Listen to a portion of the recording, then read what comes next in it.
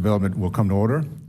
I note that a quorum is present. Without objections, the chair is recognized to call a recess at any time.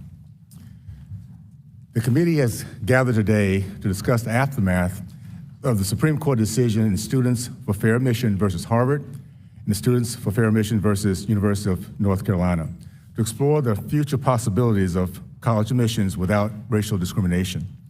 The court in a 6-2 decision held that race-based admissions are a violation of the Constitution and a violation of the Civil Rights Act.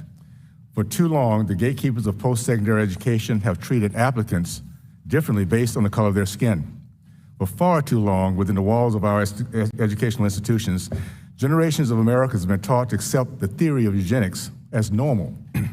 This theory assumes that as a race, Black Americans think with their skin, that based on their skin color, they are monolithic in their politics, reasoning, and most importantly, their intellectual potential. Those who do not fit within certain expectations and boundaries are considered traitors to their race. The theory of eugenics has a prescribed baseline of expectations. This baseline accepts as a fact that the white race is inherently and intellectually superior, privileged, and destined to dominate other races. It also views the Black race as inherently hopeless, hapless, and forever broken due to slavery 200 years ago. Not taught in our educational institutions is our proud history as national leaders in our love of faith, family, the free market, education, and our country. Americans are always shocked to hear that the Black community once led our country in categories of success that all communities sought after. During the 40s to 60s, Black men led our nation in percentage matriculated from college, commitment to marriage, and percentage of entrepreneurs over 40%. We had a thriving community of which between 50 to 60%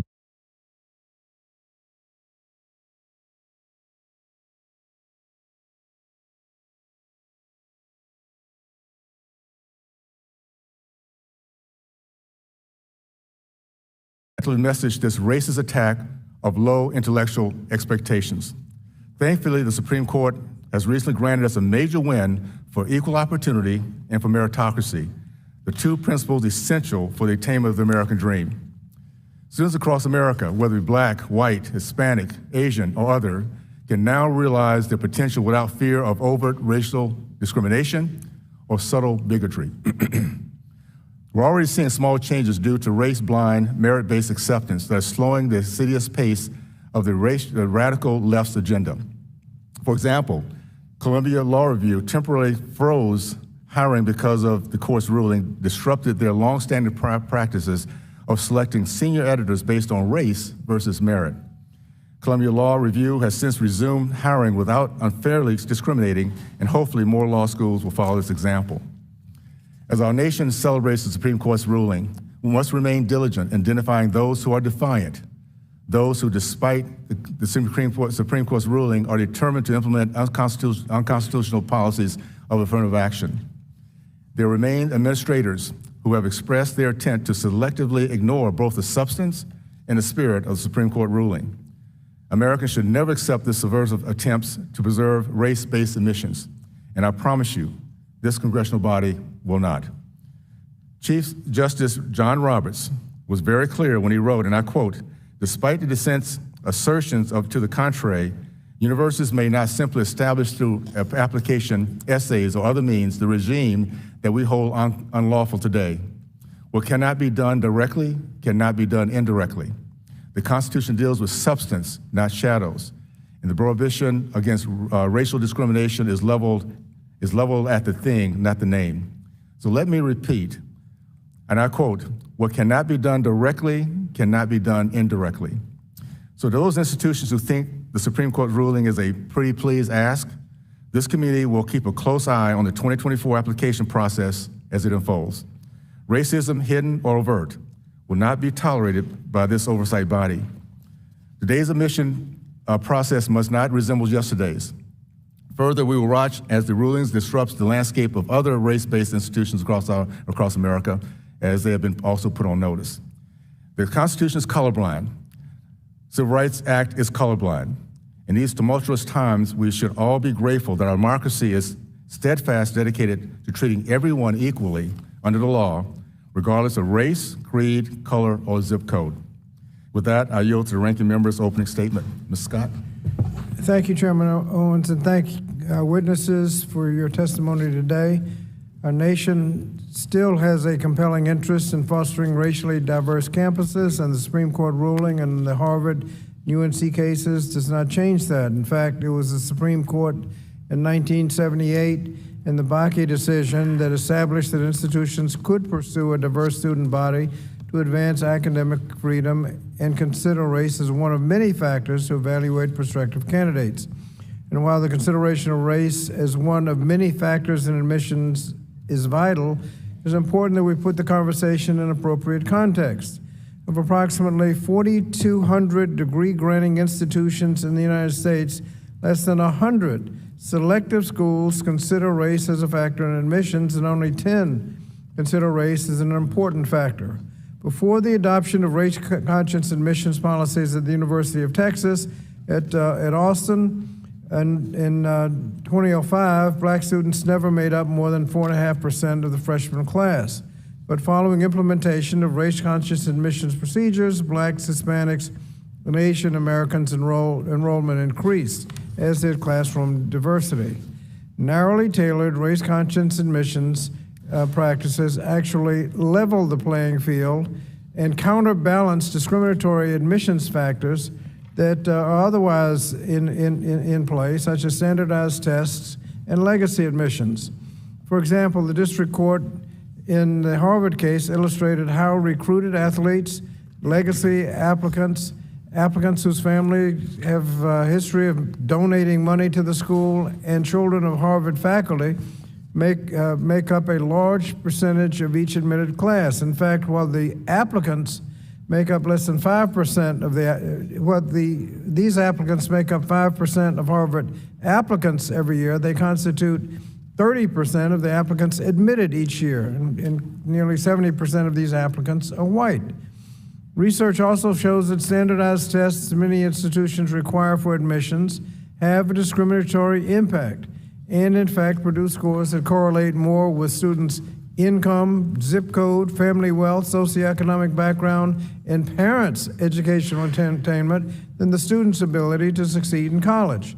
To blindly allow the use in admissions without further examining their discriminatory effect is in fact unacceptable. So when my colleagues across the aisle say they want a system based on merit, I agree. But the problem is the current system is not based solely on merit, and without policies to counterbalance the discriminatory factors, the outcome of the system will remain discriminatory. After the Supreme Court's ruling in June, the administration's responsibility to eliminate disparities in higher education and achieve diverse learning environments did not end. And I called on the Department of Education to issue comprehensive guidance to ensure schools and colleges fulfill their Title VI obligations and address existing discriminatory factors in college admissions now that the discriminatory factors are not counterbalanced by affirmative action.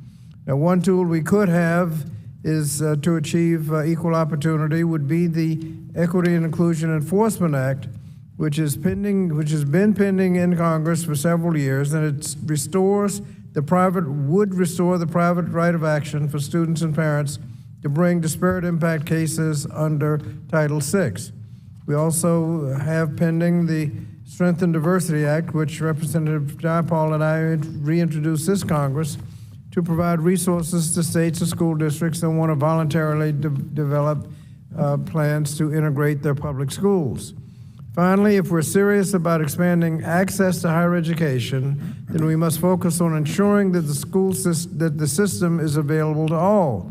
That means instituting reforms such as those that we have proposed in the Loan Act, which will make going to college more affordable for both current and prospective college students.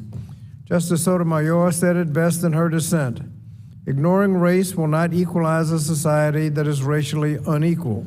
What was true in the 1860s and again in 1954 is true today. Equality requires acknowledgement of inequality. Thank you, Mr. Chairman, and I yield back the balance of my time. Thank you. Thank you so much, Mr. Scott. Pursuant to Community Rule 8C, all members who wish to insert written statements into the record may do so by submitting them to the committee clerk electronically in Microsoft Word format by 5 p.m. 14 days after the hearing, which is October 4th, 2023. And without objections, the hearing record will remain open for 14 days to allow such statements and other material reference during the hearing to be submitted for the official hearing record. I'll now turn to introduce our four witnesses, distinguished witnesses, and thank you again for being here. The first witness is Ms. Allison Somi, who is a legal fellow at the Pacific Legal Foundation located in Arlington, Virginia. Our next witness is Mike Zhou, who is president of the Asian American Coalition for Education in Orlando, Florida.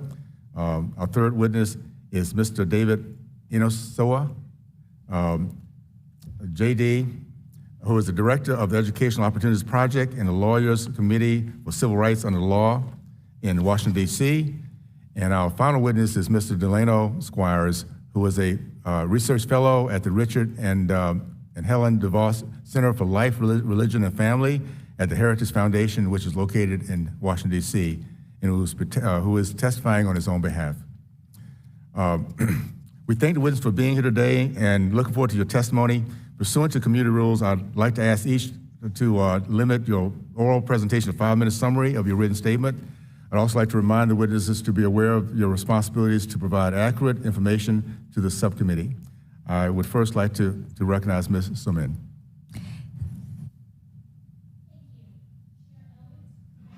Is that on? Now? There we go. Okay. Thank you. Chair Owens, Ranking Member Scott, distinguished members of Congress, thank you for the opportunity to present testimony on behalf of the Pacific Legal Foundation. We're a nonprofit legal organization that defends Americans' liberties when threatened by government overreach and abuse. I want to make 3 main points today.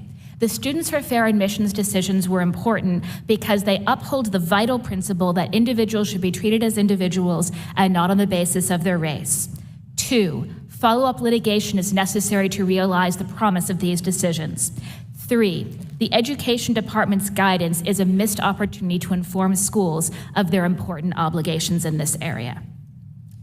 Under the Constitution and Title VI of the Civil Rights Act of 1964, government and recipients of government money may not discriminate based on race. Before Students for Fair Admissions, there was a limited exception for universities to achieve a compelling interest in student body diversity. But universities largely slipped the leash of the Supreme Court's opinions and used race very broadly. The Students for Fair Admissions plaintiffs challenged this exception, bringing one case against Harvard University and a second against the University of North Carolina. The court held that these universities had not met their burden. As the Chief Justice wrote, each student must be treated as an individual, not on the basis of her race. Many universities have for far too long done just the opposite. And in doing so, they have concluded wrongly that the touchstone of an individual's identity is not challenges bested, skills built, lessons learned, but the color of their skin.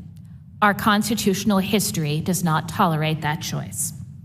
That's not likely to be the end of race preferences in admissions. Chief Justice Roberts anticipated schools would use proxy discrimination to evade the opinion's core prohibitions. The majority acknowledges that universities may consider admissions essays about how a student's race affects her life. But it also firmly states that universities may not simply establish through essays the regime held unlawful in the case, and further quotes an earlier Supreme Court opinion. What cannot be done directly cannot be done indirectly. Unfortunately, the early evidence suggests evasion is going to be rampant. We see statements of intention to defy the ruling from the deans of major law schools, from presidents of universities, and even the statements of state governors telling universities in their state that they can safely ignore the decision. If these evasions go unchecked, Students for Fair Admissions guarantees of equal treatment will ring hollow. At the Pacific Legal Foundation, we've been fighting back against proxy discrimination at the K-12 level. Several other attorneys from there and I represent the Coalition for TJ, a group of parents challenging a re-engineered proxy discrimination admission scheme at top science and magnet technology school, Thomas Jefferson High School in Fairfax County, Virginia. In the summer of 2020, Fairfax County restructured its admissions process to in effect lower the numbers of Asian American students that could attend TJ. The text messages and emails produced in discovery make it clear that admissions was restructured because of, not in spite of, these effects on the numbers of Asian American students there. Yes, Fairfax County's discrimination was of the proxy kind, not the direct kind. But it's no less pernicious and certainly no less hurtful to the kids told that they couldn't go to their dream high school because of their race. Right now, that case is pending before the Supreme Court on a petition for certiorari. My PLF colleagues also have 3 other cases pending in the pipeline in the federal appellate courts involving proxy discrimination at high schools in Boston, New York City, Montgomery County, Maryland, that all follow the same general pattern. While litigation by nonprofit groups is an important way to enforce the core promise of Students for Fair Admissions, it's not the only way. The Department of Education has an important role to play in making sure that the civil rights laws are followed. Unfortunately, the frequently asked questions document that the Office for Civil Rights issued following the Students for Fair Admissions decision indicates they're not going to do that. It basically ignores the large and looming problem of proxy discrimination and essentially tells universities that whatever they want to do is fine as long as they're not too open about it. That's not right, that's not the law, and these universities need to be held to account to realize the core American promise that individuals should be treated as individuals and not on the basis of their race. Thank you. Thank you. Now, Mr. Zoe. Yeah. Chairman Owens and distinguished member of Congress, I'm Yukon Mike Zhao, a survivor of Chinese Cultural Revolution, during which my family endured political persecution, devastating personal loss, and extreme poverty. In 1992, I came to America as a poor foreign student. In this land of opportunity, I achieved my American dream, later become the Director of Global Planning at Siemens Energy. Through affirmative action, as shown in Appendix A of my testimony, colleges use higher admission standards, de facto racial quotas, and racial stereotypes to discriminate against Asian American applicants. This discrimination unjustly created unbearable study loads, stress, and psychological harm to our children. Many Asian American applicants even hid their racial identity when applying to colleges. In 2014, I and other co-founders of Asian American Coalition for Education, AACE, started our journey galvanizing Asian community to support Students for Fair Admissions for its lawsuit against Harvard and UNC. AACE and partner organizations filed civil rights complaints against Harvard, Yale, and other colleges. We organized rallies, encouraged students to join the lawsuits, and filed 5 amicus briefs in support. Today, our alliance has grown into over 300 organizations nationwide. This June, the Supreme Court rightly struck down race-based affirmative action. This is a historic victory for Asian Americans, as our children should no longer be treated as second-class citizens in college admission. This is also a historic victory for all Americans, as the ruling will help restore meritocracy, the bedrock of the American dream. It will also advance America towards a colorblind society, as Martin Luther King dreamed of 60 years ago. However, advocates of diversity, equity, and inclusion have not given up. On August 14th, Department of Education and Justice issued guidance that advocates continue to use the race and race proxies in outreach and other programs. This guidance again misses the point. The root cause of racial disparity in college enrollment is the failure of the K-12 education, particularly in inner cities, to prepare Black and Hispanic children for colleges. Improving K-12 education is a better and a constitutional way to enhance racial diversity in higher education. Further, while America is faced with a STEM talent shortage and all K-12 education is behind other industrial nations, the Biden administration is responsibly suggests colleges should further eliminate objective and rigorous admission standards. In response, AAC issued a policy statement attached as Appendix B, where we urge American colleges to stop the use of race and race proxies in college admissions, adopt a blind rating system by hiding students' names and other information that would disclose race, make students' race data inaccessible to admissions evaluators, base admissions criteria on the needs of educational program, not racial diversity or equity. Restore standardized testing as major criterion in admissions. The troubling fact is today nearly 81% of all colleges have made standardized testing optional. In China, I witnessed that during Cultural Revolution, Chairman Mao abolished the national college entrance exam in order to achieve class equity. After destroying the meritocracy, Chinese colleges produced millions of revolutionaries who could not conduct research or managing enterprise. As a result, China's innovation stopped and its economy collapsed. America cannot afford to repeat this mistake by destroying meritocracy in the name of racial equity. When our nation is faced with unprecedented competition from international rivals, it's imperative to restore meritocracy in our educational institutions in order to maintain America's technological leadership and economic prosperity. The Supreme Court's landmark ruling provides historic opportunity for American colleges to correct their mistakes by promoting equality and meritocracy. I hereby call upon federal, state, and local governments to support our policy recommendations to do just that. Thank you. Thank you, Mrs. O. I'd now like to recognize Mr. Eno Hosey. Good morning, Chairman Owens, Ranking Member Scott, and members of the House. Good morning, Chairman Owens, Ranking Member Scott, and members of the House Subcommittee. My name is David Hinojosa, and I'm the director of the Educational Opportunities Project with the Lawyers Committee for Civil Rights under Law. Thank you for the opportunity to testify today on the Supreme Court's decisions. The Lawyers Committee has been a leader in the fight for racial equity, access, and justice in higher education for many years. We have worked with coalitions nationally in two Midwestern states to ensure that all students may access, be supported, graduate, and enter the workforce fully prepared for our pluralistic society. We have also had the distinct privilege and honor of representing an incredible multiracial group of students and organizations in the Harvard, UNC, and UT Austin cases, including Black, Latino, and Asian American students.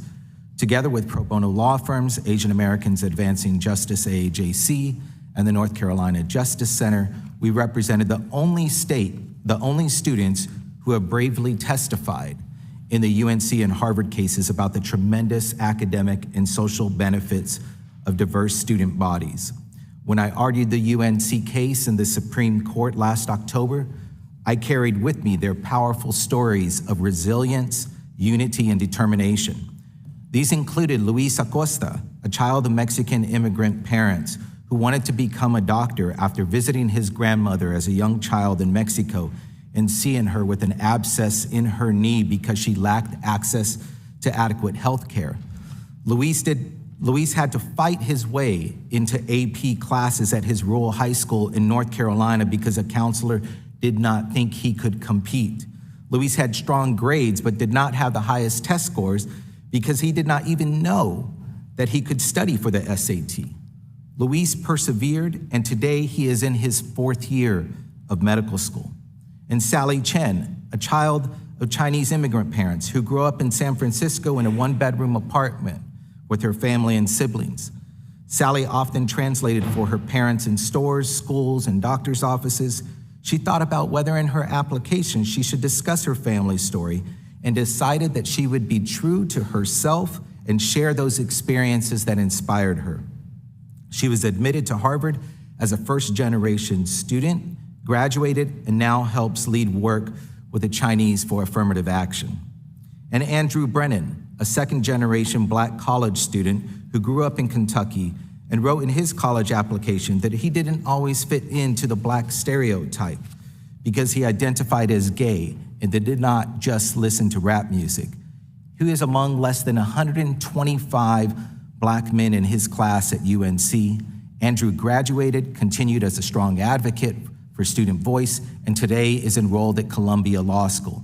These are only a fraction of the deep, profound stories of many of our students whose range of academic and social achievements, attributes, experiences, and talents, including those impacted by race, were fully vetted under affirmative action admissions plans and still should be fully vetted today. These students earned their seats, succeeded in school, and are now succeeding in life. Our country needs more success stories like these, and we cannot allow others to use the Supreme Court's tortured history of the Equal Protection Clause and the promise of Brown v. Board to take those seats away from other well-deserving students. Because let's be real, that's what many supporters of the decision want to do, and not just in education, but all facets of life, where built-in, unearned, and bought-up privileges for the few determine who has opportunity and who does not. That may be somebody's dream, but that's not the American dream. Universities can do their part by instituting comprehensive reforms, including race-neutral programs, recruitment and outreach, and student support, as well as deconstructing systemic barriers.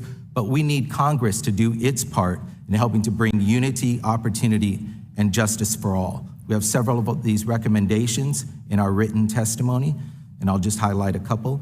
Providing grant funding to analyze and implement fair and meaningful race-neutral alternatives that advance fair access and opportunity.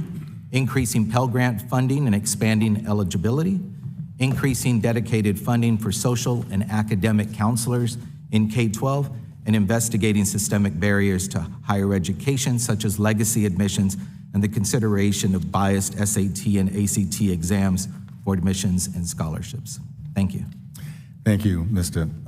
Hinojosa. Appreciate it. Hinojosa. Thank you. Last but not least, I'd like to recognize Mr. Squires.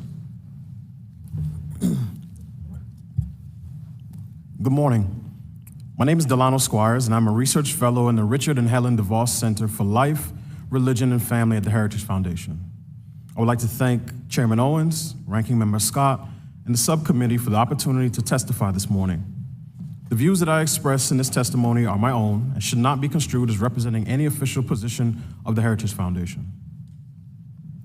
The predictions of gloom and doom in a world without racial preferences resonate with some people only because affirmative action has been debated for over 40 years, but is still largely misunderstood.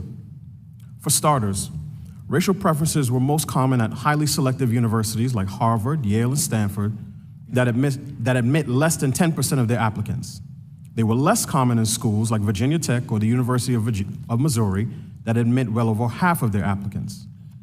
During the 2018 federal court case on this issue, Harvard's Dean of Admissions acknowledged that the school used different standards based on race to determine which prospective students receive recruitment letters. The university ranked applicants using an academic index comprising SAT scores and grades. These scores were broken into deciles, where the first decile is lowest and the 10th is highest. Harvard's own student data prove the school's two-tiered recruitment efforts were reflected in its admissions decisions. For instance, a Black student in the 4th decile and Hispanic student in the 6th decile had a higher chance of being admitted than an Asian student in the 10th decile. In the words of Justice John Harlan, the lone dissenter in Plessy versus Ferguson, our Constitution is colorblind and neither knows nor tolerates classes among citizens. In respect of civil rights, all citizens are equal before the law. The Supreme Court struck down the use of racial preferences in college admissions because they subjected Asian and white students to higher standards than their Black and Hispanic counterparts. But what of the claim, held by many progressive commentators, that eliminating these policies will return America to a pre-civil rights era of segregation and discrimination? It's simply not true. The highest performing Black applicants at Harvard have close to a 60% chance of being admitted. And for legacy Black students, that number rose to 99.9%. Put simply, no selective university is turning away Black students with the top grades and test scores. The main issue regarding race and enrollment at Harvard is that 75% of Black and 57% of Hispanic applicants are clustered in the bottom 3 deciles, compared to 16% of their Asian American and 24% of their white peers. The solution to this problem is higher performance at the K-12 level, not racial preferences at the collegiate level. Pity and paternalism do not lead to equality. Equality cannot be enforced through mandates or quotas. It cannot be declared through fiat or executive order. Any other policies that apply different standards based on race in order to achieve demographic representation only reinforce inequality because it is impossible to lower expectations and raise performance at the same time. If we want to cultivate a truly diverse college campus that passes constitutional muster, we must pursue several long-term strategies at the K-12 level. First, promote and advance education choice, specifically through options like education savings accounts, which have been implemented in Arizona, Arkansas, Florida, Iowa, North Carolina, Utah, and West Virginia. Second, local policymakers should create pathways for gifted students to receive progressively challenging work in school, as well as specialized education programs outside the classroom. Third, we need to focus on one of the most important drivers of educational outcomes, family structure. Decades of research have strengthened the conclusion that children raised in homes with their married biological parents have better academic and behavioral outcomes than children raised in any other family arrangement. But today, 40% of American children are born to unmarried parents, and 23% live in single-parent homes, the highest rate in the world. Any attempts to improve education outcomes, whether on a K-12 or post-secondary level, must include changes in policy and culture that encourage marriage and strengthen families. This is why some schools are looking for ways to incorporate the success sequence into the classroom. Students need to know that people who finish high school, secure stable employment, and marry before having children have a single-digit poverty rate by their mid-30s. The takeaway for politicians, policymakers, and pundits should be clear. A student's family, home environment, study habits, and school quality play a much larger role in determining their academic outcomes than their skin color. Public policy should reflect these facts, not be used to socially engineer outcomes in ways that violate basic constitutional principles. Thank you very much for your time and attention. Thank you, Mr. Squires. Under Committee Rule 9, we will now question witnesses under 5-minute rule. I will begin the process. Mr. Squires, in this subcommittee, there's been many discussions what diversity should mean. Too many people focus exclusively on identity diversity. In contrast, you've spoken about a need for a wider net diversity. What is wider net diversity, and why should it be a standard adopted to today's college campuses? So put simply, when I talk about wider net diversity, I'm talking about extending and expanding opportunity to groups or individuals who may not have access to opportunity at a particular time. But the key for wider net diversity is to uphold the same standards across the board. Now, a perfect example of that from history, and where we could talk about real racial discrimination, I would say would be the Tuskegee Airmen, who obviously could not serve as aviators because of racial discrimination in the armed forces. But when those opportunities came, they demanded that they had to meet the same standards as their counterparts. And in fact, obviously they have a stellar service record and won the United States Air Force's first Top Gun competition in the late 40s. Now, wider net diversity I would contrast with lower bar diversity, which seeks to prioritize superficial identity categories in order to create a demographically representative population.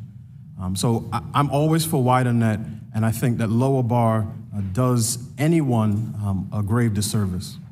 Thank you. Ms. Soman, after the Supreme Court's decision against race-based admissions, some college universities seem dedicated to continue the race preferences. If universities are practicing affirmative action called by another name, why should the courts consider these policies illegal? Thank you. The name does not matter. What matters for the purposes of the law and the purposes of justice is whether or not universities are discriminating on the basis of race. If they're discriminating on the basis of race in admissions, even if they call that discrimination something else, it is illegal and they should be held to account. Interestingly, faculty hiring has also been subject to race-based preferences. George Mason University published draft recommendations of a plan to enact race balancing by hiring staff to reflect the democratic diversity of the student population through diversity cluster hiring initiatives. This is just one example of professors being weeded out not by their expertise, but because they don't fit the university's imposed racial makeup. Given the Supreme Court's recent decision, do you think race-based preferences and faculty hiring also Would you consider that legal or not legal? So the decision doesn't directly address race preferences in faculty hiring, but at public schools under the Constitution and under Title VI, which prohibits race preferences by recipients of government money, and Title VII, which generally prohibits race preferences in hiring, yes, racial preferences in hiring are generally illegal. While I believe the decision doesn't directly speak to it, the decision does change the climate and make it clear that the current court is not going to sit by and tolerate discrimination based on race. Thank you. Mrs. O, there are many who believe the racial discrimination in college admissions is a thing of the past, but you hear from exceptional students every day of being denied admissions despite their academic qualifications. Can you provide an example of a student harmed by racial discrimination in college admissions? Sure. Just this week, we received a complaint from an outstanding student called Stanley Zhong. He is a talent in programming. You know, everybody says computer science is the future for a 21st century. He was hired directly from high school by Google, but rejected by 16 America's top schools like MIT, CMU, and he has outstanding credential academic performance. He also started up a e-signing startup, Rabbit Sign. He won the final list of major global programming competitions. I want to say it's a shame. Our colleges should welcome him because we have STEM talent shortage in this country, but it's appalling for the colleges to ignore this kind of talents. He already filed a civil rights complaint 2 days ago. I hope the U.S. Congress will support his equal treatment complaint. Thank you. I'd like to now recognize Mr. Takano. Thank you, Mr. Chairman. Mr. Zhao, I want to understand more about your definition of meritocracy in college admissions. And I'm speaking in the context of liberal arts undergraduate programs. You seem to want to return to a heavy reliance on standardized testing for admissions decisions as a fair and reasonable approach. Am I correct in that? No, actually, AAC support holistic evaluation, but it should be based primarily on objective, like measurement, like standardized testing, plus like leadership, other things. Very importantly, our educational. Thank you for your response. So how much would you weight standardized testing in the process? It depends on educational program. For example, for STEM education, that will be weighted very heavily. Sir, I want to confine our conversation to admittance into liberal arts institutions such as Harvard, a liberal arts undergraduate. That's an important part of our educational system. So how much would you say Harvard would be allowed to weight or should weight standardized testing? I think it will be a major criteria among many criterion. So would that be more than 50% of the weight, less than 50%?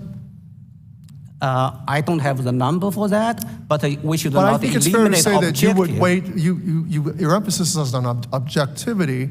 So we know that grades can sometimes be subjective depending on which school, that the grade may or may not be. But is it fair to say you would weight testing as more than 50%? No. No. For liberal arts, probably not that high, but for STEM education, it should be very Okay, important. we're not talking about STEM education. Sure. We're talking about a liberal arts undergraduate program.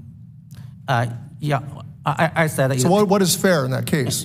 Sure, I agree. Should not be weight more than 50%. More than 50%. Thank you. So more than 50%.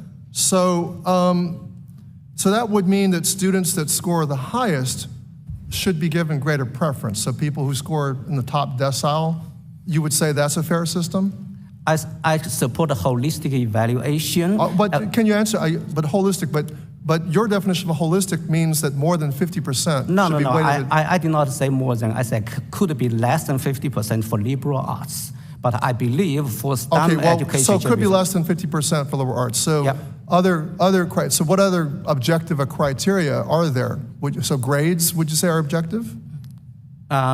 Grade, yeah, but the grade is not consistently across the board, That's right. How would you measure leadership ability? Leadership can be measured by students take leadership roles in different clubs, but also depends. If, say, a business management, absolute leadership is important. But if, say, like a physics... Would you say it's difficult to measure leadership objectively through some measure? Is there an objective measure for leadership?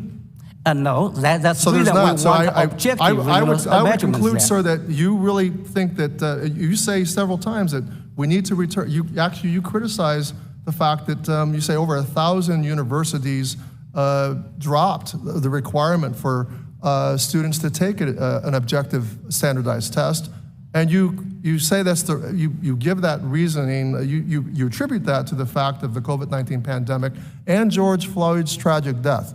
So do you think that George Floyd's death caused the universities to drop the objective? No. Well, you say in the wake, I'm quoting you, in the wake of COVID-19, but the advocates took advantage of that. The advocates of racial equity took advantage of that. Well, my recollection is that the universities couldn't rely on the SAT because the test could not be administered because of the proctoring and large numbers of students taking these tests was a danger to public health. Yeah, but it's time to restore that. But you want to attribute it to George Floyd's death. That's kind of a curious thing. No, I said that advocates, took advantage of that. Well, it's curious that you would say that George Floyd his death was the reason why universities No, I did not say that. Advocates of racial equity, it's in your testimony, took advantage of that. It's in your testimony, and I want to point that out to you. It's in your testimony.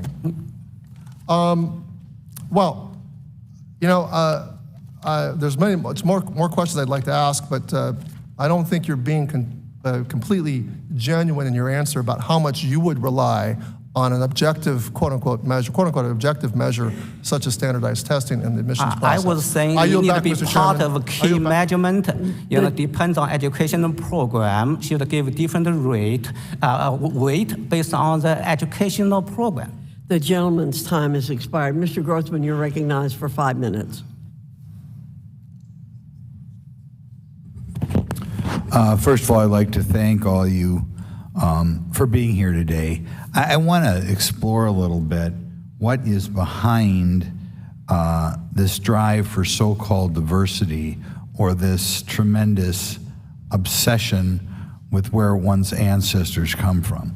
As I understand it, and we can ask really either one of you here, as I understand it, the drive for diversity is based on forms that people fill out as to what their ancestry is. If, for example, I have a Peruvian grandmother and was raised in a northern suburb here, I could fill out a form and say I am so-called Hispanic, correct?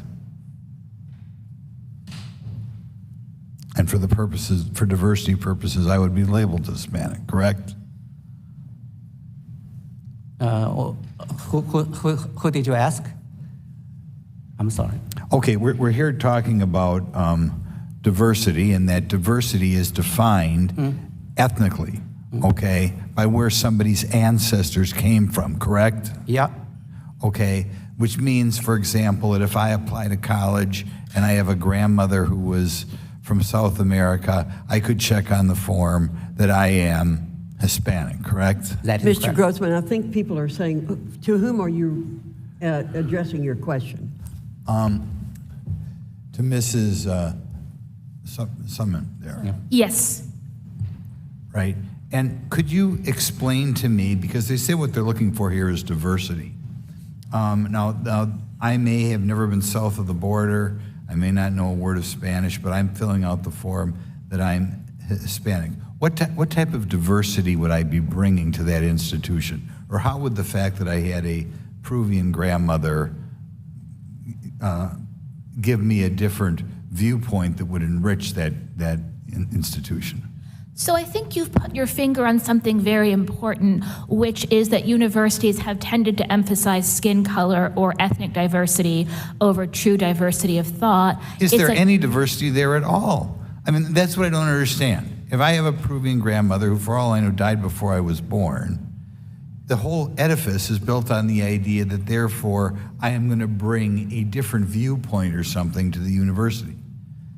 I agree that it is very concerning that many universities seem to have relied on crude stereotypes rather than looking at true individuality and at the full depth of an individual's experience and what they cast as diversity. Universities should care about individuals and individuality rather than reducing students to their ethnic or racial identities. I'm glad the Supreme Court ruled the way it did so that we can get back to a focus on treating individuals as individuals. Okay. Elizabeth Warren, when she wanted to become a professor at Harvard, she claimed that she was apparently partly Native American, apparently on the idea that therefore she'd bring a different viewpoint to the faculty lounge.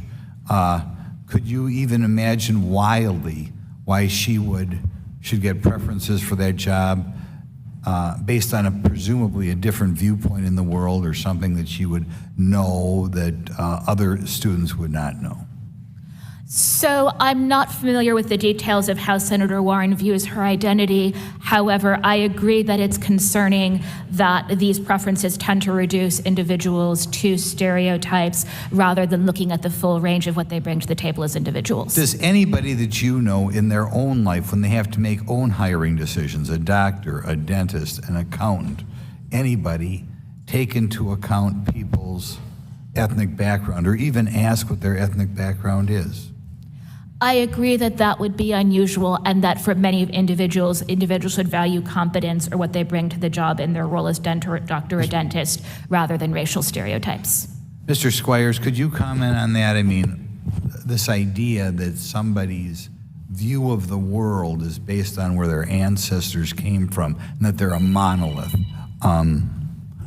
Could you comment on that? Sure. I mean, it's unfortunate that we have taken that perspective. This is one of the reasons why I believe, quite frankly, many black conservatives are easy targets in the media is because the moment they say things that sort of the progressive left don't agree with, they're attacked. Is that part of the problem too? Is this a pretext design to force people of a certain ancestry to allow them to be promoted based on their ideology? I mean, I can think of an example that I have heard of in my own life in just employment where somebody was a person of color, let's say, and they were therefore educated that they should have a certain viewpoint because they're of that ancestry. Is that part of the motivation here? A very, very quick answer. Well, I'll say this in general. I do not define diversity as having people of different skin colors who all think the same. So to the extent that post-secondary institutions want to promote diversity, I think diversity of ethnic background is fine, diversity of region, but it's particularly diversity of thought. I think those should be their goals and not just the color composition of the classroom. Thank you. I'd like to now recognize Mr. General Paul. Thank you, Mr. Chair. Race-conscious admissions was a critical tool for diversifying classrooms, for reducing racial bias, and addressing racial disparities in enrollment for students of color. Right-wing activists unfortunately waged a decades-long challenge to the use of race, and unfortunately they succeeded when the Supreme Court struck down this tool for achieving diverse classrooms by ending race-conscious admissions policies. My home state of Washington has had its own affirmative action ban, unfortunately, since 1998, restricting public colleges and considering race as an admissions factor. Despite the ban, half of Washington public college students are of color and just as diverse as their private college counterparts. One way that our Washington public colleges did this is through their guaranteed admissions policy. These policies promise seats to eligible students from local high schools if they meet grade or other academic requirements. It's not unique to my state. Colleges throughout the country have adopted similar policies without standardized testing requirements. Mr. Hinojosa, there may not be a policy that can help achieve racial diversity at the same level that race-conscious admissions has, but why are policies that eliminate reliance on testing helpful in diversifying student bodies? Thank you, Congresswoman. So first, you have to know a little bit about standardized testing, right? They are incredibly biased instruments. They were started way back based on eugenic science, which has obviously been, dismissed by the scientific community. They're poor predictors of college success and college readiness, so there's no real connection to that. And they're basically or essentially your test score is predicted based on your zip code and the quality of education that you've received, or your socioeconomic status, I should say, rather than any other quality that an applicant would cover. So I think it's imperative that universities, especially in light of the ban, which has always been followed with substantial drops in students of color, that they consider race-neutral alternatives as those in Washington State, because those are trying to take students for where they're coming from. The high schools, there's lots of inequality still in K-12 education across all states. And I think it's imperative that they look to solutions that allow students to still show up with their talents and experiences and the like, and not just reduce them to a single test score as though that tells something about their talents. Very important. It's interesting, but guaranteed admissions have even shown to help students graduate debt-free. For example, Washington State University has a guaranteed admissions policy, and their low-income students can attend tuition-free with our Washington College Grant. Supporting students in that way, I feel like, should be nonpartisan, should be bipartisan. But instead, the same right-wing organizations behind the affirmative action decision have also waged attacks against guaranteed admissions. They claim it could be a form, get this, of race-based discrimination. But are you aware of any of these policies considering race as an admission factor? Absolutely not. I mean, whether or not there's intentions to further diversify across socioeconomic status, across first generations, across language, et cetera, that's lots of qualities that even rural communities as well. I'm most familiar with Texas's top 10% plan because I was at MALDEF for many years and worked on both policy and litigation around the Texas top 10%, and that has helped improve. Sometimes it doesn't work as well, and this is how and why universities need the resources to be able to explore exactly how these race-neutral alternatives may impact it. But these absolutely have nothing to do with racial discrimination. They're not treating any individual differently based on their race. And in fact, your witnesses next to you have been arguing for not reducing people down to one factor. Seems like standardized testing should not be a factor that people get reduced down to. Alternative admissions policies do not sound like a veiled racial quota like some on the right allege.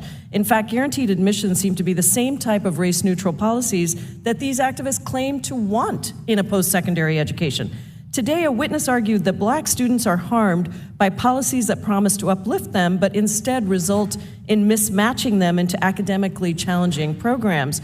As selective colleges reflect on their role in ensuring racial representation, should they be concerned about creating pipelines for underrepresented students in their competitive programs? Yeah. Absolutely, they should. If we're supposed to think of our universities as engineering, economic opportunity for all, then those universities need to be open to those students. And the whole mismatch theory has already been debunked by real science.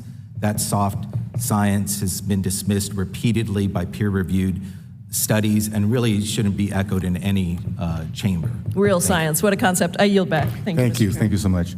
I'd like now to recognize Ms. Stefanik. Thank you, Mr. Chairman. The Supreme Court correctly decided Students for Fair Admission versus President and Fellows of Harvard College when they held that Harvard College's admissions did not comply with the principles of the Equal Protection Clause embodied in the Civil Rights Act.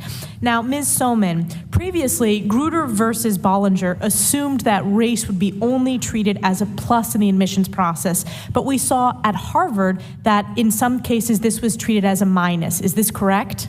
Yes. And can you expound upon that? Absolutely. So when there are only a limited number of seats available at any given university, it's inevitable that a plus factor for some students will be a minus factor for others.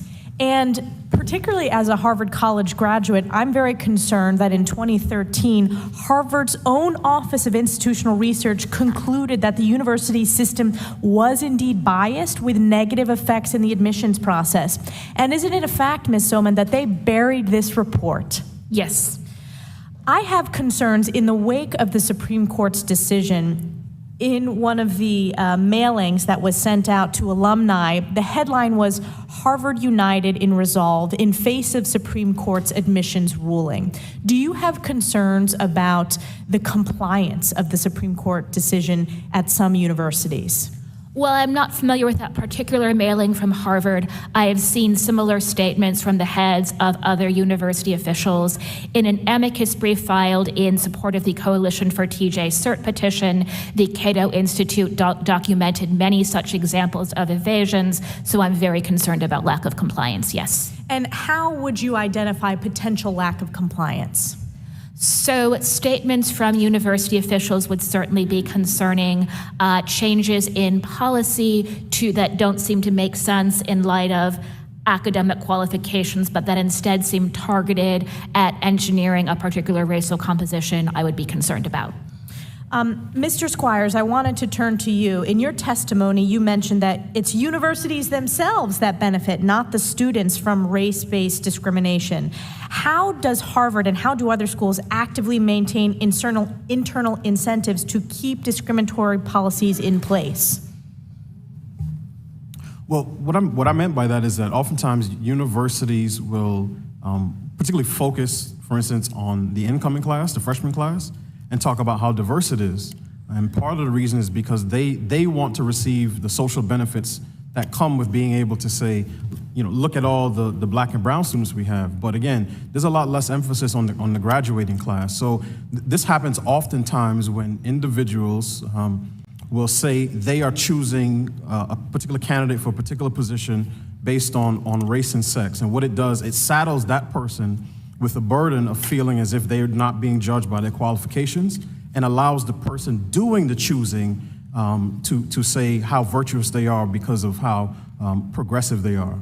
And Mr. Squires, how will the end of discriminatory race-based admissions help the next generation of college applicants? I think one of the things that it would do is allow everyone on campus, ideally, to be able to understand that we are all here because we're based on the same set of qualifications. I can guarantee you that if in 2043, the highest performing students on the SATs and in terms of grades were black and Hispanic, no one on the other side of the aisle would say that too many of them are going to Harvard and Yale. So if we believe in equality, it has to be equal across the board, which means everyone has to be judged by the same set of standards. If we want to consider socioeconomic status, that has to be the same across the board. But what we can't do is say, for one group of students, you can come in at this particular bar, and for another group of students, you have to come in at a much higher bar. Thank you. I yield back. Thank you. And I would like to recognize Ms. Bonamici. Thank you, Mr. Chairman. I want to start by just noting that one of the witnesses contended that although qualified black applicants at highly selective schools have earned their place, they are a small number of the total black applicants who are admitted. And I'd like to enter into the record an article by Forbes titled "Black Harvard and Princeton Students Graduate at Higher Rates Than Their Classmates Overall and Equally at Yale." The article highlights Department of Education data that shows a 99% graduation rate for black students at Harvard compared to 98% for all students, a 99% graduation rate for black students at Princeton compared to 97% of bachelor's degrees seekers overall, and 98% of Yale students graduate within 6 years, exactly the same for black Yale students. I'd like to enter that into the record, Mr. Chairman. Oh, yes, with no objections. Mr. Chairman, our nation's colleges and universities play a key role in preparing people for the jobs of today and the jobs of the future. They're an important part of preparing, for example, the highly qualified workforce we need to maintain our nation's technological leadership and advance our national security interests. And in all of these areas, we benefit from a multiracial and multicultural student population that brings a wide range of perspectives and life experiences, including at elite colleges and universities. And in fact, Chief Justice Roberts noted this in his point in the opinion in Students for Fair Admissions, saying that race-based admissions programs at military academies could further compelling interest at such academies. Mr. Zhao, do you agree that there's a range of factors to consider in advancing the United States national security interests and its global economic and technological leadership, including preparing a workforce that reflects our nation's racial and ethnic diversity? And that's a yes or no question. I think number one, the colleges should promote the diversity of ideas, right? Students benefit from that.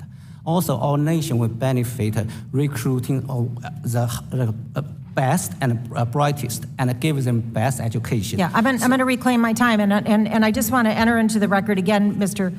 Chairman, excerpt from an amicus brief submitted in the case by major American companies, including American Airlines, GE, GM, Intel, Johnson & Johnson, and others, titled "American Businesses Rely on Universities to Create a Pipeline of Diverse Leaders Equipped with the Skills to Thrive in the Global Marketplace." No objection. Thank you, Mr. Chairman. And Mr. Zhao, in your written testimony, you mentioned your concerns with unfair admissions practices such as legacy preferences, and I'm glad we share that concern.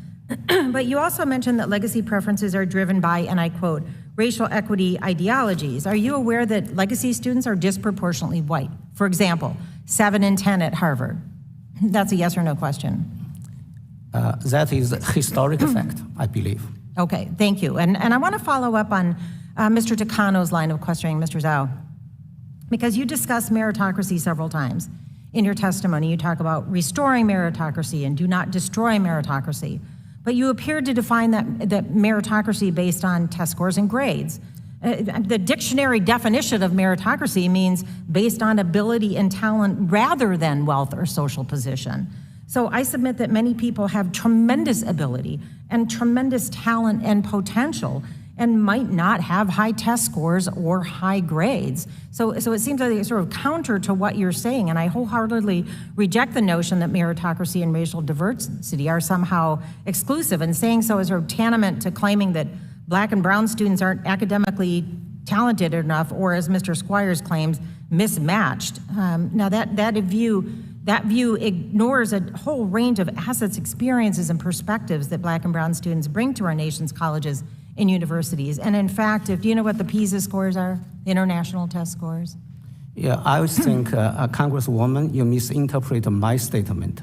I was saying, the test score should be one of the key criteria. Yeah, I understand that's what you're saying. I'm reclaiming my time, and I just want to note. I'm reclaiming my time, Mr. Zhao. I just want to note for the record that in countries with high PISA scores like China, South Korea, Singapore, they're pretty low on entrepreneurial skills, but in the United States, where we might on PISA scores have lower test scores, we have higher confidence in entrepreneurial skills. I think that's important to keep in mind. Real quickly, Mr. Hinojosa, based on your understanding of the Supreme Court opinions, would targeted outreach and recruitment policies and other policies that are outlined in the recent joint guidance from the Department of Education and Justice run afoul of the opinion, as some of my colleagues have claimed? Are they prohibited? Would they run afoul of the opinion? Absolutely not. Thank you, and I appreciate that, and I'm just about out of time, so I yield back. Thank you, Mr. Chairman. Thank you so much. I'd like to now recognize Ms. Fox, Dr. Fox.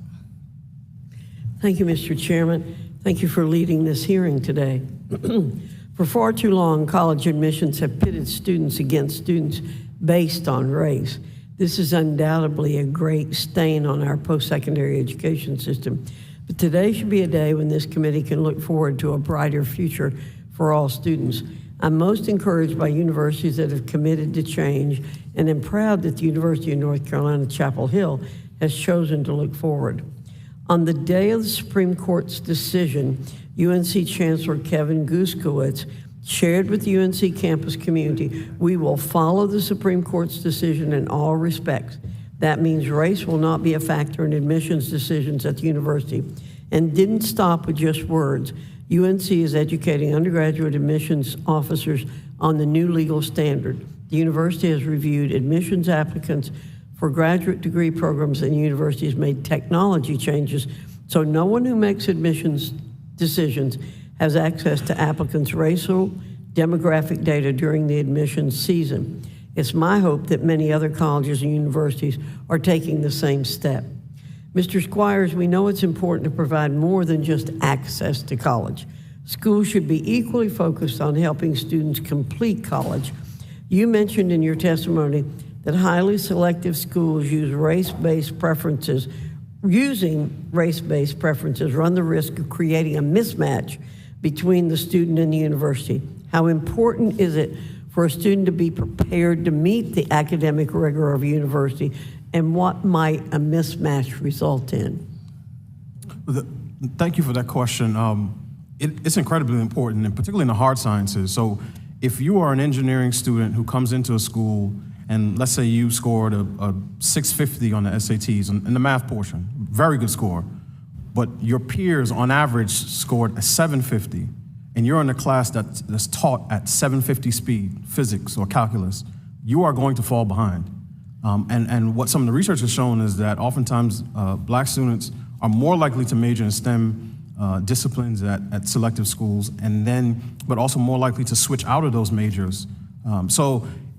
Mismatch is an issue, but I want to say something really quick. I think part of the problem is that we've adopted in this country a college or bust, and particularly an Ivy League or bust attitude that makes people believe that if you do not attend college or an Ivy League institution, that to some extent you're wasting your life. And I think that is the wrong way to go about talking about higher education. But again, regardless of what school we're talking about or what institution we're discussing, at the end of the day, the admission standards should be consistent across the board and not based on a person's skin color or ethnic background. Oh, thank you very much for that.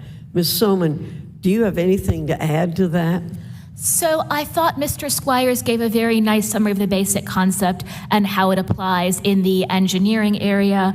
I would add that there's been similar empirical work showing mismatch effects in law and on law students' eventual ability to pass the bar exam. There's been further work conducted by Eleanor Barber showing that it affects minority students' ability to obtain graduate degrees and go on to careers in academia. Finally, I would add that there's nothing that's unique about mismatch effects to the racial context. When Peter Arcidiacono and his colleagues at Duke University were studying mismatch, they found that students who received legacy preferences in admissions also tended to drift away from science and engineering because they tended to come in with lower average academic credentials than their peers. This isn't about race. This is about differences in preparation affecting your likelihood of success in a particular curriculum. Oh, thank you very much for adding that about the legacy admissions. I think that's useful. Mr. Zhao, you talked about how you lived your American dream. You've worked tirelessly to represent AACE's mission to achieve equal education rights for Asian Americans.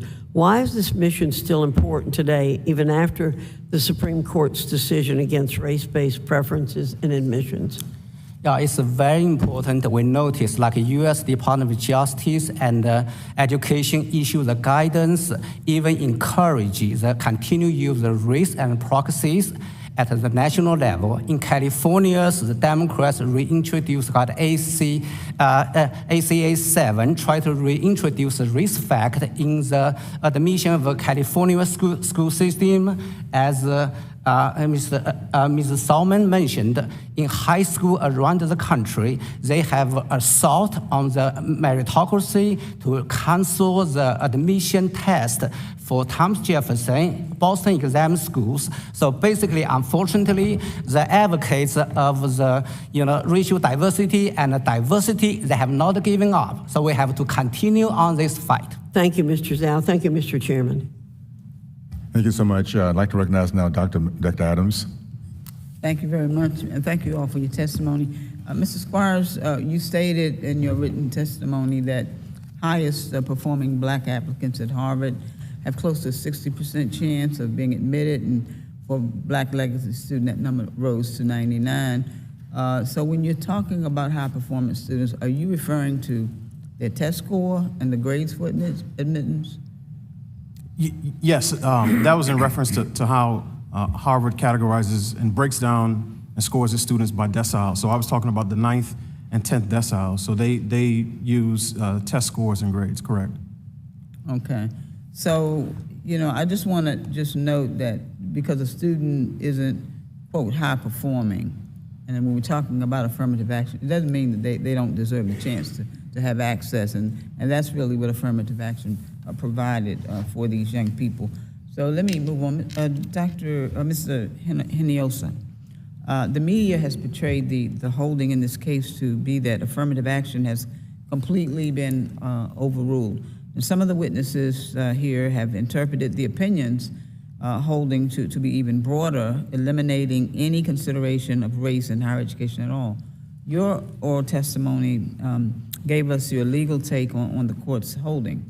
But as an advocate who represented UNC student interveners at the Supreme Court, what does this holding mean to those students and to their interests at UNC?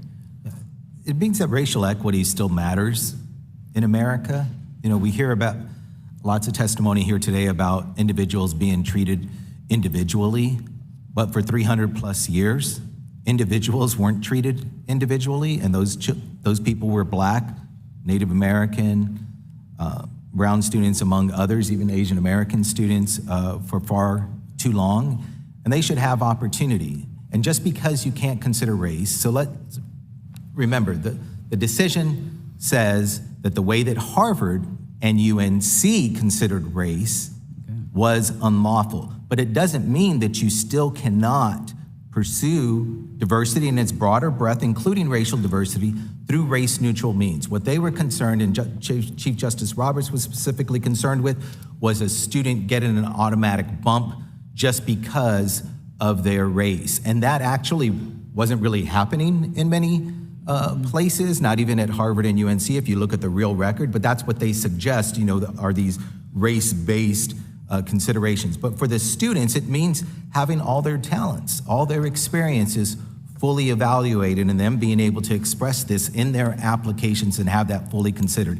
And they should not be censored. Okay, I agree. You stated also that increased funding levels for historically Black colleges and universities, HBCUs, Hispanic serving institutions, tribal colleges and universities, Asian American and Pacific Islander institutions, that they may see a dramatic increase in applicants and admitted students who are no longer able to gain admission into colleges and universities that severely restrict the use of race. So can you talk a little bit more about the impact that restricting the use of race and admission will have on these institutions, and the ways in which these HBCUs, HSIs, TCUs can prepare the universities for the influx of applications? Sure.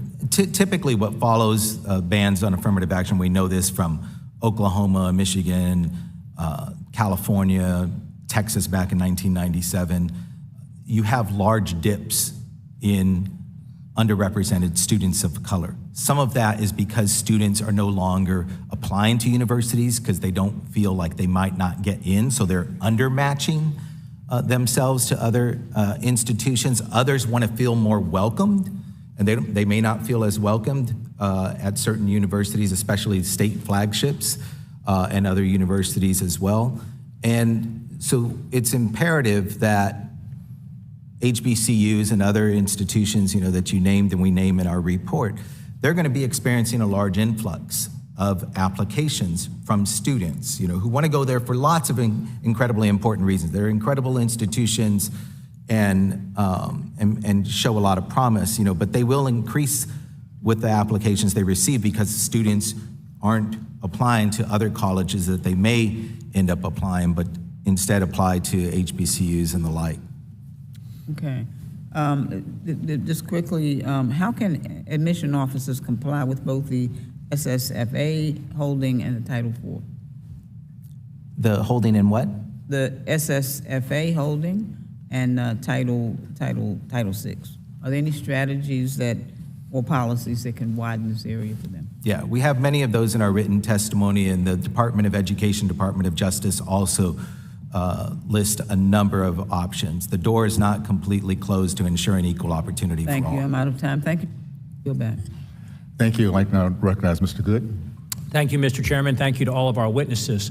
Mr. Zhao, a review of the 65 universities is in the so-called Power 5 athletic conferences found that the typical institution has 45 DEI staff members on its payroll. So 45 at the typical Power 5 institution, which is 4 times the typical number of employees devoted to supporting students with special needs. And by the way, colleges are increasingly offering, as you know, DEI programs of study for students.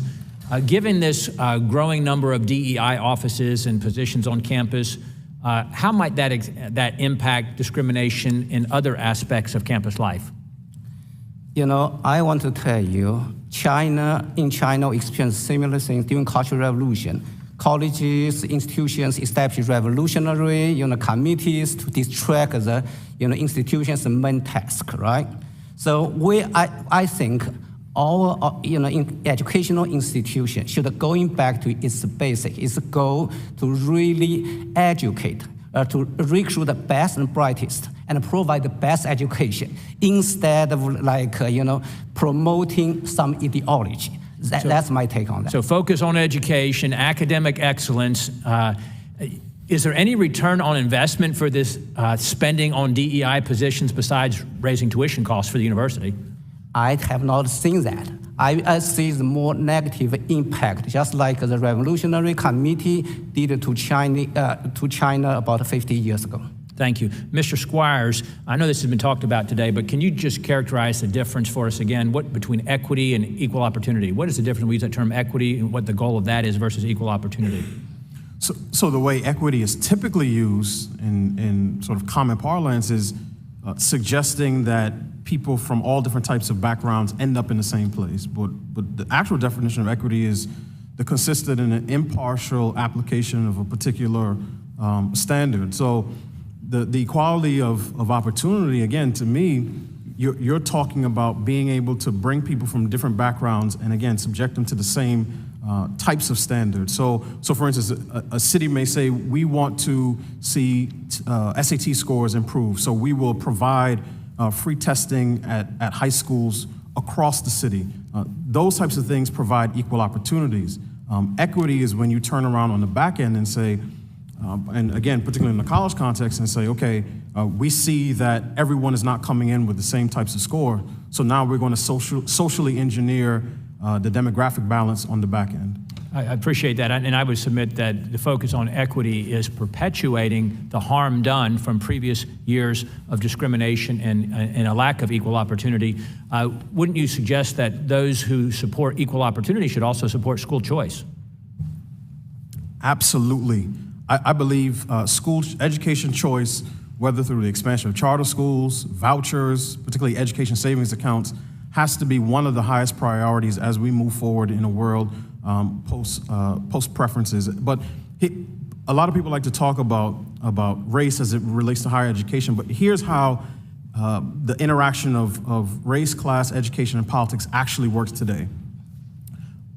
Black progressives, particularly politicians in the media, will rail against school choice on the K through 12 level, particularly vouchers, oftentimes being supported by teachers' unions.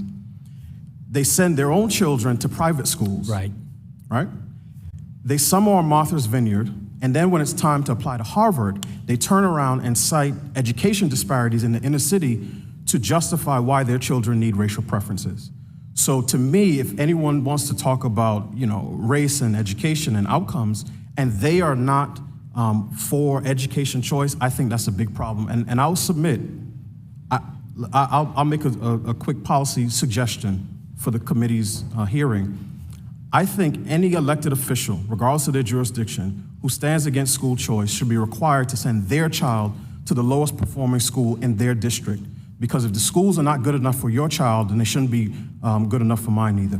Well said, Mr. Squires, and I encourage everyone on the committee to support my Choice Act, which allows federal dollars to go and follow the child to the educational opportunity of their choice, the parent's choice, and it particularly, obviously, is for those who are of lower income. Last question, Ms. Salmon, thank you for being with us today. Fairfax County in Virginia, the state where I'm from, has moved towards equitable grading. Could you talk briefly about that equitable grading and the harm that's being done from that? I'm not familiar with the policy. Okay, well, equitable grading is its stated goal is to combat institutional bias and eliminate racial disparities in grade outcomes, and it removes grade penalties for late assignments. And so, but I see I'm out of time as well. I yield back, Mr. Chairman. Thank you so much. Appreciate that. I'd like to now recognize Mr. Courtney. Thank you, Mr. Chairman. Mr. Hinojosa, one of the traditional strengths of our system of laws, common law, as well as legislating, is the principle of legal certainty, which is that to the, and it's been expressed, is that the law must be accessible and so far as possible, intelligible, clear, and predictable. I mean, people rely in terms of just organizing their lives and their enterprises, in terms of just having clear signals from courts and legislative bodies in terms of following what I think has really always been a really important and positive principle. Your testimony on page 5 notes that for those who think that the court made the admissions process completely race blind. In fact, as you point out, there is language in there that suggests that there still, is under the law the ability to, conduct admissions in terms of how race has affected an applicant's life, be it through discrimination, inspiration, or otherwise. So I was home in August and talking to some educators in higher education, as well as other secondary school institutions in Connecticut. And I have to tell you, the principle of legal certainty was completely trampled by this court. And again, setting aside all of the political arguments that are here today, I mean, the fact of the matter is that if you're an admissions office right now trying to figure out, with this decision about how to make choices in terms of applications, I mean, it is really almost just chaos in terms of just trying to decipher this. I mean, they are talking about actually bringing on legal counsel, to really screen sort of what the court actually left them with in terms of this decision. So I was wondering, again, I know the DOE is talking about trying to get some guidance out there, but the fact of the matter is this court has really left a mess as a result of this decision, regardless of how people feel about the merits of affirmative action. And that mess started with the court's own unjust, tortuous interpretation of the Equal Protection Clause, even suggesting that Brown v. Board somehow would support excluding Black and brown students, highly qualified Black and brown students, from our nation's most selective institutions. And that's sad. I carry a copy of the same pocket guide that I got from the University of Texas School of Law when I went there back in the 1990s. And, but what's most troubling about the more recent opinion is that you have Chief Justice Roberts almost trying to dictate educational policy. He's a Chief Justice.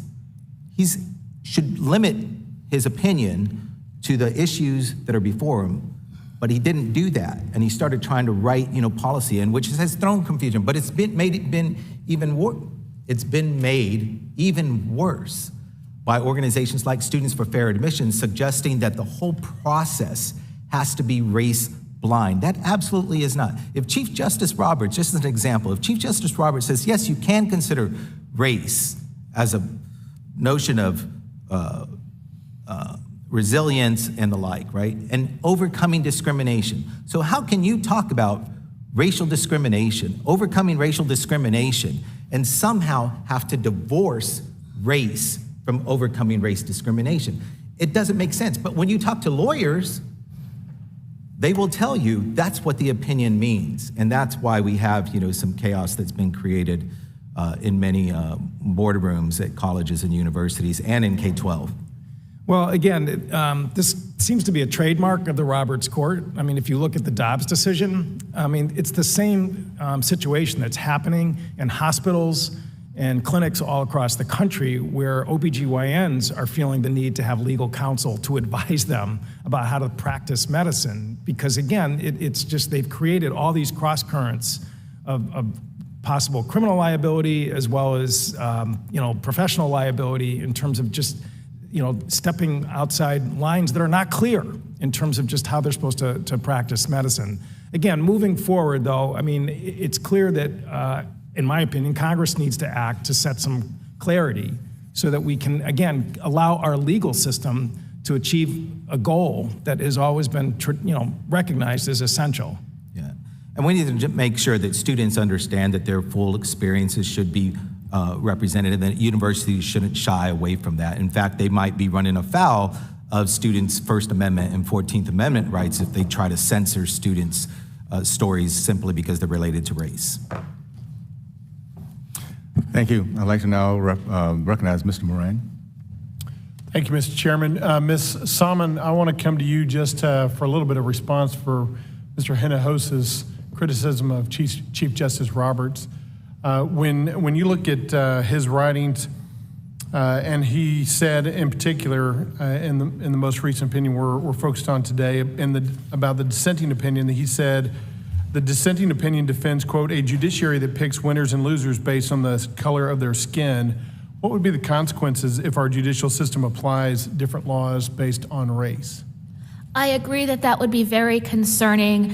Individuals should be treated as individuals when they come before the law, and a judiciary that doesn't do that I would be very concerned about it. Last week, the Students for Fair Admissions filed another lawsuit against West Point Military Academy, U.S. Military Academy at West Point, and the Department of Defense, citing the military academy's use of race as a preference in admissions. In fact, West Point publishes racial composition goals for every class, and these goals are adjusted yearly to reflect the enlisted population. During the Students for Fair Admissions Harvard and UNC oral arguments, what was the discussion around the military academy's race preferences? There was a discussion concerning whether this was the kind of compelling interest that would evade strict scrutiny that would allow the military academies to use race. And given the Students for Fair Admissions decision, how might the courts rule in the West Point Military Academy lawsuit? Do you have an opinion about that? The Students for Fair Admissions decision makes it clear that what's known as strict scrutiny applies to the use of race in admissions everywhere, including the military academies. Any use of race must serve a compelling interest and must be narrowly tailored to serve that compelling interest. That is, the institution can't use race any more than is necessary. In the military context, what that compelling interest might look like might look a little different than the civilian context. Nonetheless, given the toughness of the standard enunciated in Students for Fair Admissions, I'm skeptical that the military academies will be able to meet that heavy burden. Okay. Mr. Squires, I want to come to you now for a few questions, if you don't mind. In an article that you and your colleagues from Heritage wrote titled Created Equal, a Roadmap for an America Free of the Discrimination of Racial Preferences, it states, quote, ending racial preferences will provide opportunities for policymakers to focus on often neglected factors that contribute to student success. My question to you generally is, what are those neglected factors that you were referring to in your colleagues when you wrote that article? So I believe what we were referring to in our special report that came out after the decision, particularly was around family and family structure. And as I said, the research is conclusive at this point that children raised in two-parent homes by married parents tend to do better on a host of educational and social outcomes, better than any other family arrangement. But for some reason, this is not seen as a priority oftentimes with respect to our policy, and I think it's something that we need to discuss more. And obviously, we can't fix this in one particular generation, but that's part of the reason I talked about the success sequence, so that children, way before they start a family, understand that they have a sense of agency. So if they finish school, get a job, get married before they have children, their chances of being in poverty will be in the single digits. I think it's something that every student should know before they graduate from high school. Yeah, and you anticipated my very next question, because I wanted to raise that quote from your testimony, because it was astonishing to me to look at that and know that that is in fact a great recipe and a great formula to getting out of poverty, is to stay in school, to secure stable employment, to get married before you have children. Those factors are much more prominent than anything else, and so that traditional family environment is so important to raise our kids up and to allow them then to succeed and to do much better than we did. And that was one of the things, as I look back on my upbringing, that I credit a lot of where I am today to, is certainly was not money, certainly was not influence, but it was the stability and the security of loving parents that guided me through that time to understand that my decisions would help me get further in life by working hard and by serving others and by instilling good values in me. Would you agree that that is a good formula ultimately to lead to success in this world? Absolutely. If the first time your child is read to is when they start on their first day of kindergarten, something has gone wrong, regardless of what skin color that child is. So home environment matters a great deal as it relates to education. And I think of my own father, who was the chief education officer in our home, who stayed on me consistently because he refused to allow me to settle for a B+ when he knew that I could be an A student. So students need, obviously, quality schools with dedicated teachers and administrators, but they also need to have the types of home environments that cultivate a sense of wonder and a lifelong love of learning. I love what you just said, and I'll yield back by finishing by saying this. I started my day out this morning talking to my first grader and my second grader back home on FaceTime, getting them to show me the books that they had checked out from the library and talking about their reading levels and what they needed to accomplish this week in school. It's very important. I yield back. Thank you. I'd like to now recognize Ms. Ledger Fernandez. Thank you so very much, Mr. Chairman and Ranking Member and our witnesses. You know, in New Mexico, in Nuevo Mexico, we pride ourselves on our diversity. It's the foundation of our state's unique and beautiful culture, and actually looked at across this country as what could a diverse nation look like? Well, it looks like New Mexico, and we're very proud of that. But New Mexico's colleges and universities, well, they also reflect that diversity. We have 30 minority-serving institutions, including 4 tribal colleges. But I'm here to say it wasn't always that way. Latino and Native American communities had to fight for their rightful place in our higher education system, because we know it's not just how much love you have at home, it's how much education you can get to go on and accomplish the things like sitting in Congress. Under the GI Bill, this is a story I say often because people don't think about it when applied to New Mexico, but under the GI Bill, my father and other Hispanos and Jews could go to our local university. But guess what? The white-only fraternity barred them, banned them. So we can see that there has been, in this beautiful state of mind, active racism, active discrimination. But what happened to that university? It became the country's first university with a Latino president at its head. And at UNM, which is our flagship university, it went from about a 31 to about a 51% Latino population in 25 years because they worked at it. They wanted their universities to reflect their state. You have to put in the hard work to make sure that our institutions reflect, like I like to quote John Adams, in miniature, the diversity that is our country. That's our founding father who recognizes the importance of diversity. And we've seen study after study that economic, education, democratic benefits that flow when you have diversity, that in so many different ways, the Supreme Court and Students for Fair Admissions versus Harvard ignored that fact. And I want to thank you, Mr. Hinojosa, for the amazing work you did to bring those benefits to light. But the decision is the decision. There are those of us who don't agree with it, but we must live by it. But that doesn't mean that we can't still work to diversify our educational institutions. Can you tell us in Congress what we can do to make sure there is more diversity at our colleges? Yeah, and I do want to say I'm a New Mexico State University grad, so go Aggies. Maybe not flagship, one of our important universities. How about that? The other flagship, as we like to say. But there's lots of options, for university, and they have to think of things comprehensively, right? Affirmative action was never the silver bullet, right? It wasn't going to get us where we needed to go. Again, it wasn't, these automatic admissions. There's plenty of extremely talented students across races and backgrounds who have been admitted through affirmative action programs. Now we don't have that as an option at most universities. We still have it available at the military academies and possibly others for other reasons, but there's still other opportunities. There's the analyzing race-neutral programs, such as percentage plans that were mentioned earlier in Washington State.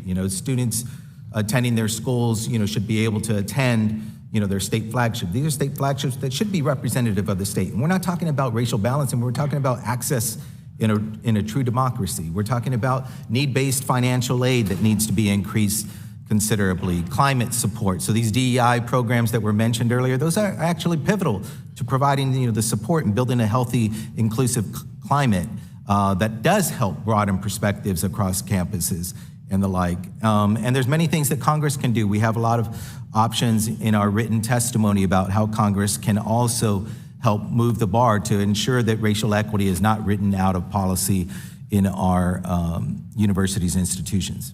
And in your written testimony that you just referenced, you also pointed out the importance of Pell Grants, because Pell Grants will help students from diverse socioeconomic, diverse racial backgrounds, but with socioeconomic need access. And I would point out that House Republicans proposed earlier this year to reduce Pell Grant funding by 22%. Imagine that, 22%.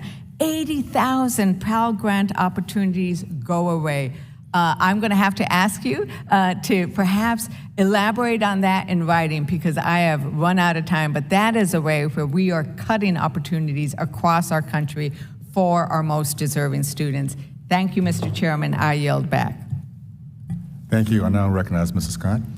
Thank you, Mr. Chairman. Mrs. Squire, you mentioned that race should not be the only measure of diversity. I think everybody would agree with that. You ought to look at all kinds of diversity, but does the college have the right to try to have a truly diverse college students because they're going to learn from each other and they're trying to be prepared for a diverse workforce? Doesn't the college have a right to try to have a diverse student body? I think colleges have a right to, determine admission standards. Again, I'm not opposed to a diverse student body. I'm actually very much in favor of a diverse student body. Again, part of that may be ethnic, but again, a big part of it is in terms of diversity of thought. There's value to diversity of the student body because students are learning from each other, and you're not going to learn much from a socioeconomically homogeneous student body.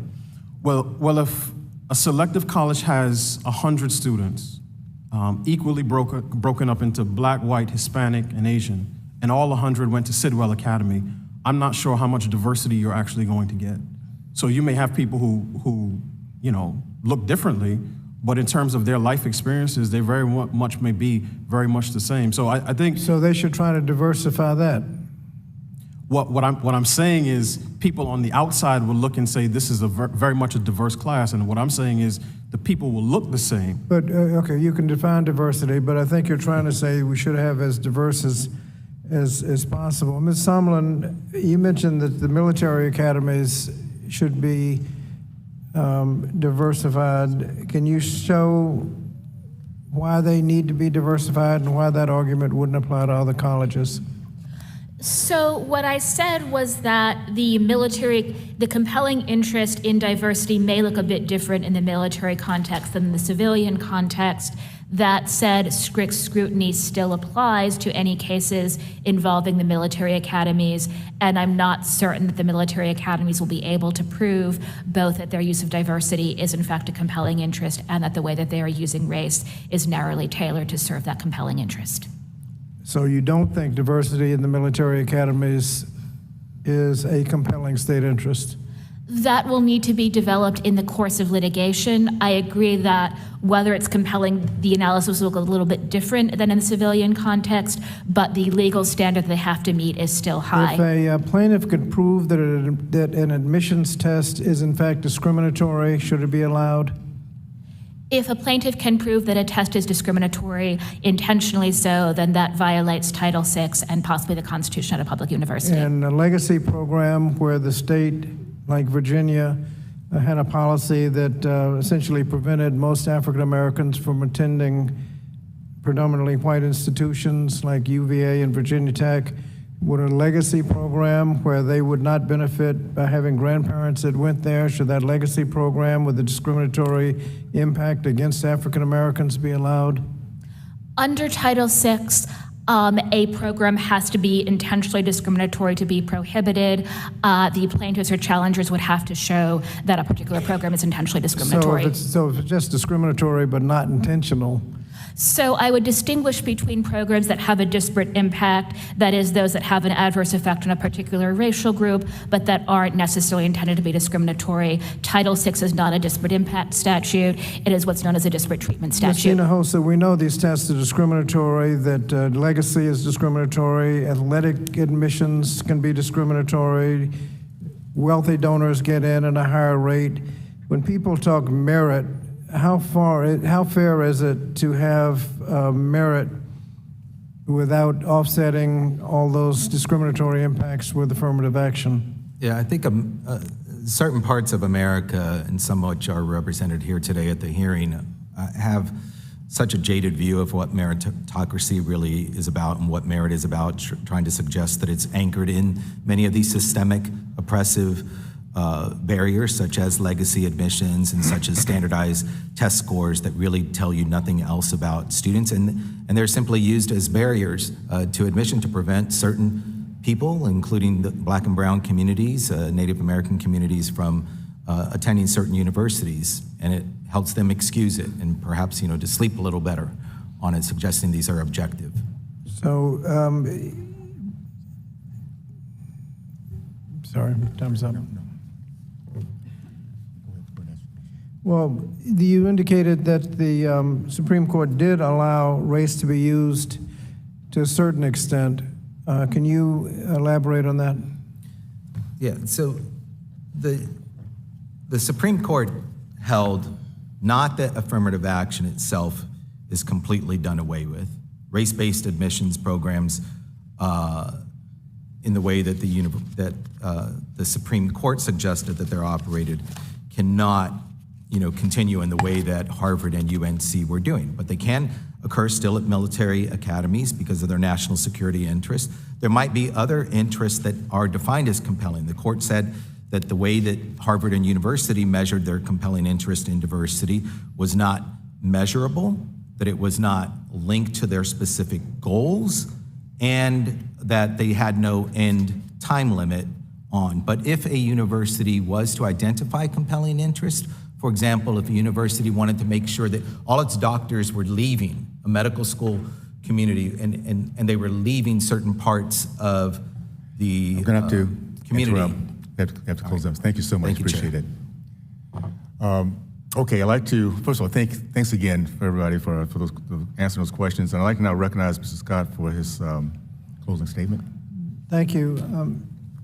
Mr. Chairman, I think it's clear that colleges have a right to have diverse in many ways student bodies. They learn from each other. The experience of a 4-year on-campus liberal arts degree is such that you come out as a different person, and a lot of that transformation has nothing to do with what happens in the classroom. It's working with the other students. And if you have a homogeneous student body, you're not going to learn nearly as much from your students as you have from if you have a diverse student body, and that's part of the educational process. We've heard some of the solutions with school choice, and let me just say just very briefly, school choice helps a few people that can choose, but it diverts money from the overwhelming majority, and some of us are trying to help all students, not just a privileged few.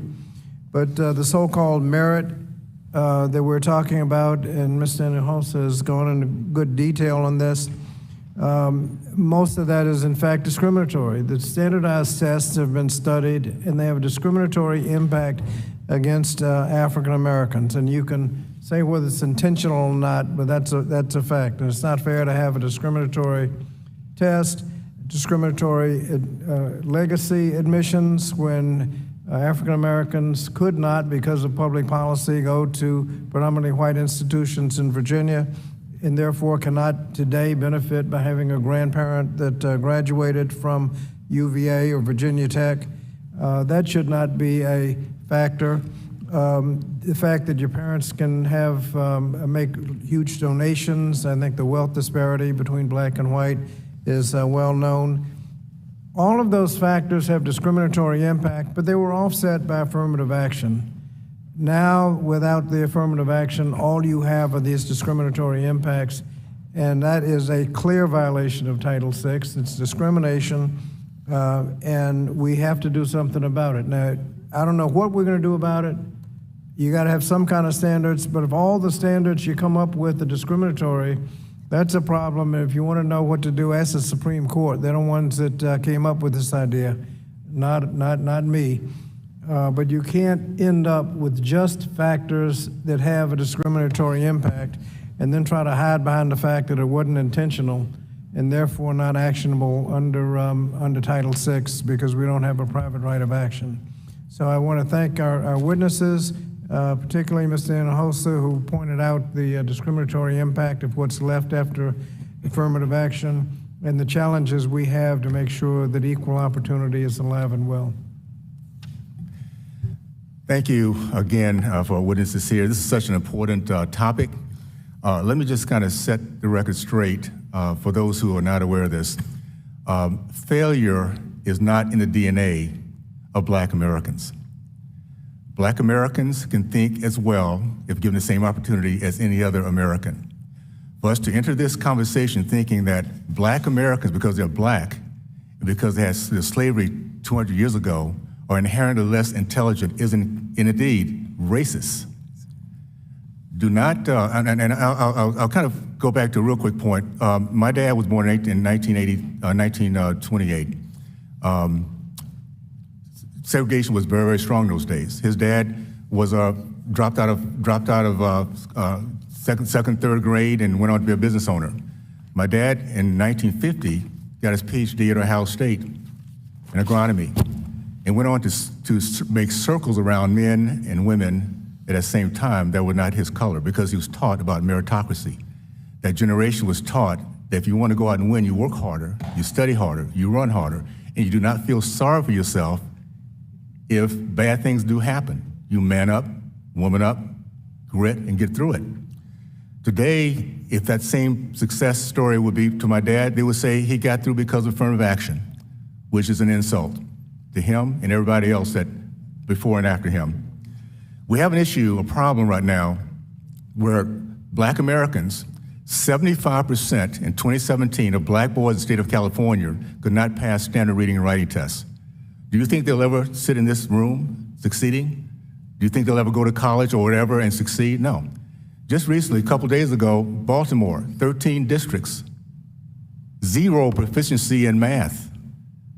Now, affirmative action could get them to a college, but guess what's going to happen? They're going to fail. They're going to be upset. They're going to think the system's against them because they've not been prepared.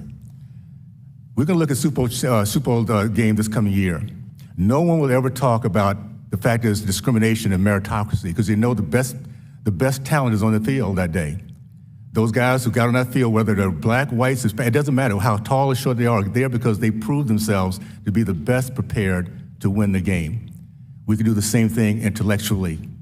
Do not allow this country to go down that pathway of thinking because of our color, we can't think, we can't compete. It is very, very, what's the word I'm looking for? Insulting.